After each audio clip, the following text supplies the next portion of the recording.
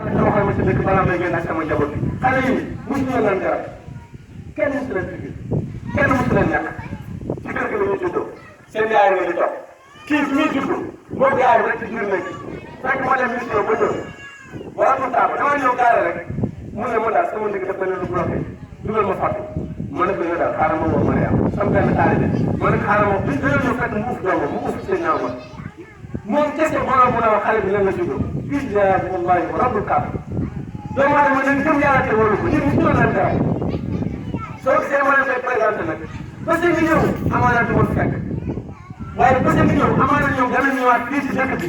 maanaam pour fàttali mission bi ak seeni morom loolu moo tax ma koy teel a annoncé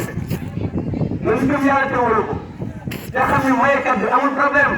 ñaankat bi moo am problème kii ñaan moo paanu waaye kii maye paanul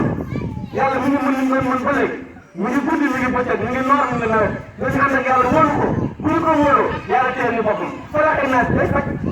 xale yi ngay gis nii xoolal li mu saw rek xoolal ku ci am dara sabo sam bi day métti damay teg sama loxo nii raay rek mu daw dem noonu parce que taw yi la ñuy dund yàlla moo lu leen dal yàlla moo leen koy teg